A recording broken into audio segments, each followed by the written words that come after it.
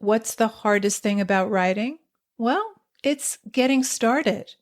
Maybe you're having a hard time coming up with a story idea, or you're stuck on where to take your story next. If you want a way into a story or a way through, I have 9 story starters to help you. This free PDF is full of story seeds and prompts to get you going. To download your 9 story starters, go to nancypanuccio.com/start. That's Nancy with an I, Panuccio with 2 C's, nancypanuccio.com/start. In third person, it's not the character who narrates, but the point of view will focus mainly on one character, one particular character, usually the protagonist. That point of view may shift to different character perspectives throughout the story, but one character's perspective will dominate. One character point of view will take up most of the narrative space.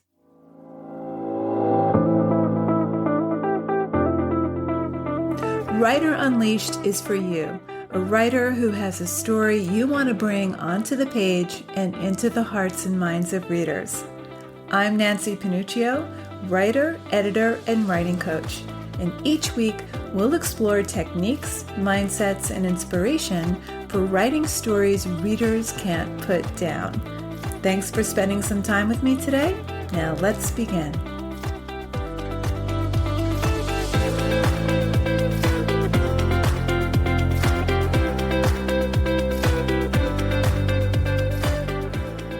There's a lot of confusion about the difference between who's narrating the story and point of view. Beginning writers often conflate which person is telling the story with point of view. So I'll see stories with no point of view, or a very watered down point of view, or a confused, unfocused point of view. And this is because a writer will think of point of view and which person is narrating the story as one and the same. But who's narrating your story is not the point of view. Yes, they're related, but they're separate elements. They serve separate purposes. So in this episode, I'm going to tease apart narration from point of view, and then we'll explore the difference in both first-person narration and third-person narration. And then I'll give you 3 key points to craft your story's point of view. So let's start by talking about the difference between narration and point of view. Narration is any part of the story that is told by the narrator. It may be a specific character in the story, usually your main character, your protagonist, or it can be an unspecified perceiving subject. It could be a first-person narrator or a third-person narrator. Somebody is seeing and reporting the action. Sometimes it's the protagonist. Sometimes it's a peripheral character. For example, The Great Gatsby is told in first person, but it's not the main character narrating. The protagonist is not telling the story. It's an outsider observing the events. That's a less common use of narration. Often it's an unspecified, omniscient narrator. You as the author will develop that perceiving subject, whether it's a character or an unspecified third-person narrator. Here's an example of first-person narration from Ethan Canaan's story from The Palace Thief. In January 1973, the year everything changed in our family, my older brother Clive competed for the mathematics championship of William Howard Taft High School in Shaker Heights, Ohio. first person narration. Here's an example of third person. This is from Bobby Ann Mason's story, Shiloh. Leroy Moffat's wife, Norma Jean, is working on her pectorals. She lifts 3-pound dumbbells to warm up, then progresses to a 20-pound barbell. Standing with her legs apart, she reminds Leroy of Wonder Woman. I'd give anything if I could just get these muscles to where they're real hard, says Norma Jean. Feel this arm. It's not as hard as the other one. Okay, so they're both informing the reader on what's happening thus far in the story. They're not trying to react. So the narrator is the one telling the story. The narrator is the who. In third person, the narrator is generally separate from the characters. In first person, the narrator is the character. But a third person narrator assumes the characters' points of view and tells the story through their perspective of the events. Sometimes the narrator assumes the point of view of one character. Sometimes the narrator assumes the point of view of multiple characters. So you want to ask, who is telling the story? Is it one of the characters? Is it multiple characters? Is it an omniscient narrator? Who is witnessing and reporting the action? Okay, so that's narration. It's who is telling the story. Point of view is the perspective from which the story is told. It's the angle that the narrator takes on the story. It's the angle of perception. In first person, the narrator and point of view are one and the same. So the character is telling the story, and their angle on the events they're telling us about. And the events are being narrated in his or her voice. In third person, it's not the character who narrates, but the point of view will focus mainly on one character, one particular character, usually the protagonist. That point of view may shift to different character perspectives throughout the story, but one character's perspective will dominate. One character point of view will take up most of the narrative space. This is your protagonist, the character who will experience the action and transform by the end of the story. Okay, so now that we know the difference between the narrator and the point of view, here are 3 points to keep in mind about point of view. Number 1, point of view is about modulating the distance between character and reader. Whether you're writing in first person or third, that distance will vary. Sometimes the point of view will be more objective. It will be more of a straight reporting. So it's not trying to react. This is true even in first person.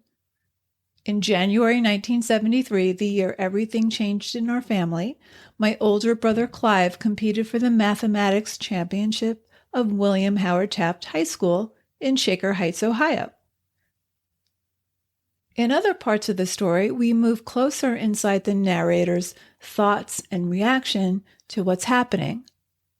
For example, things were changing so fast in 1973 that I admire my parents for trying to keep up.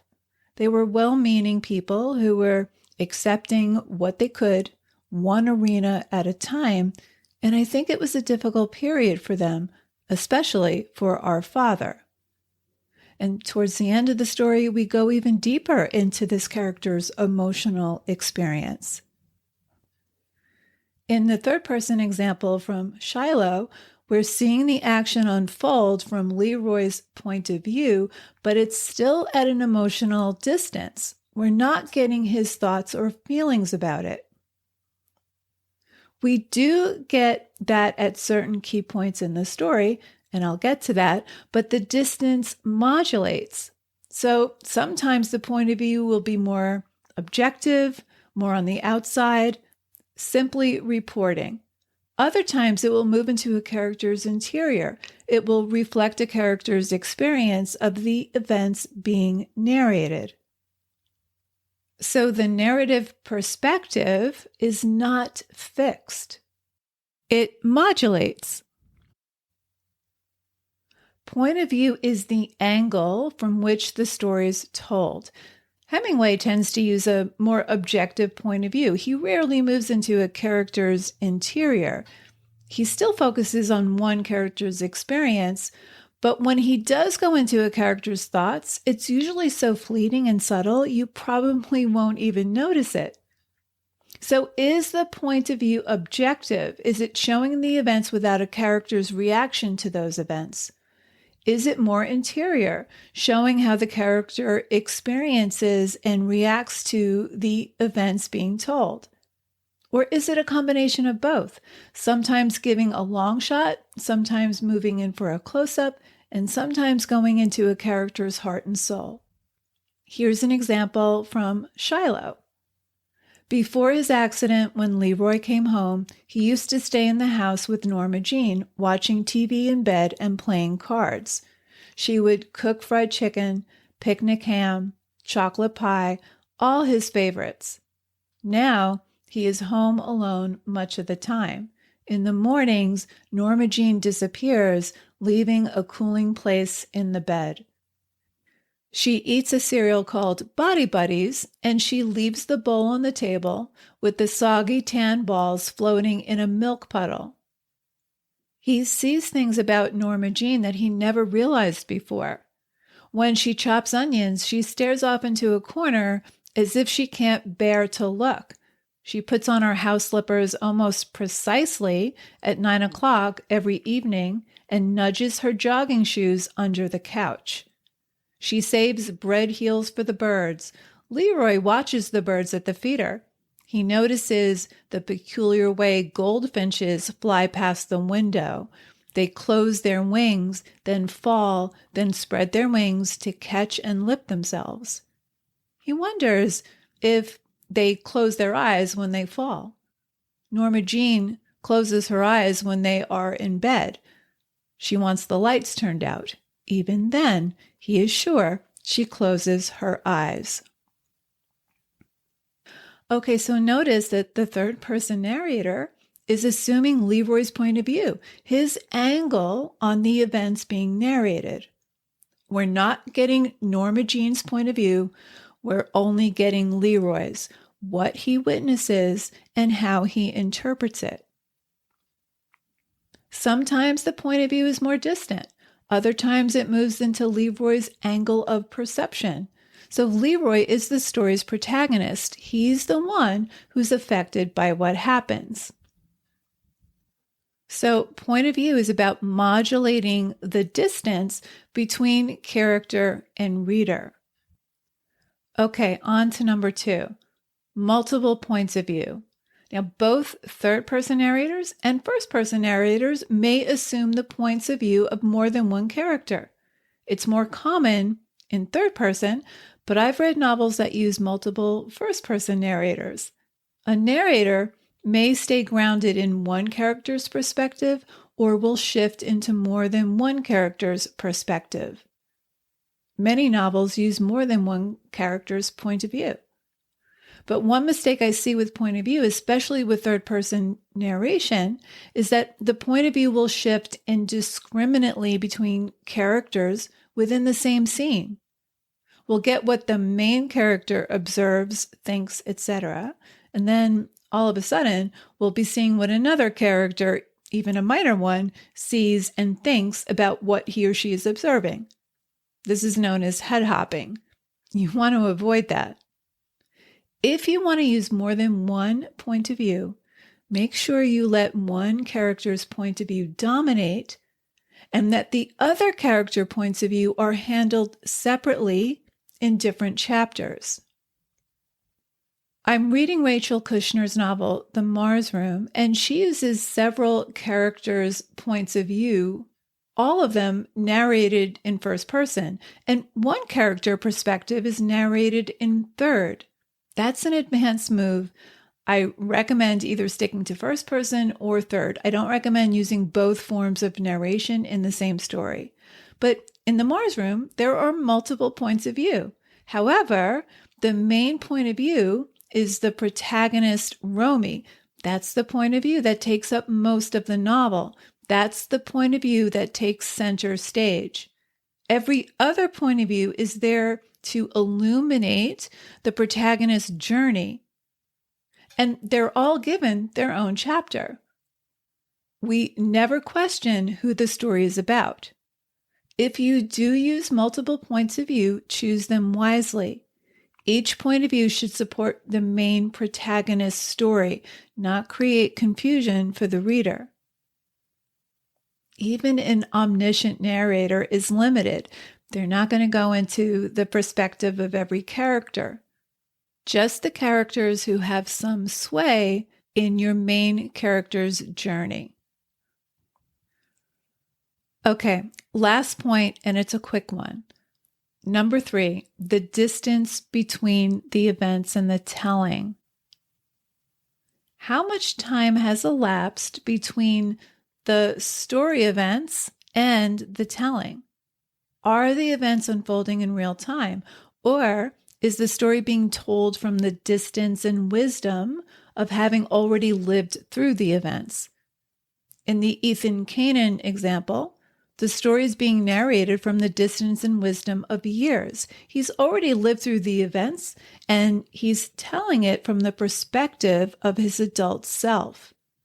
In Shiloh, the events are unfolding as they're being told.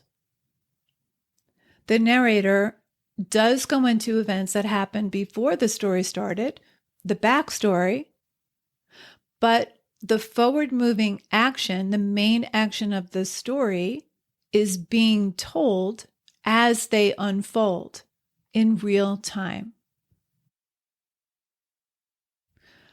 Okay, so let's quickly recap. The narrator is who is telling the story. Is it a character, or is it a more objective narrator who assumes more of a peripheral knowledge about the events and key characters? Point of view is the perspective the story is being told from. It's the angle of perception. 3 key points to keep in mind when crafting your point of view are, number 1, modulate the distance between character and reader.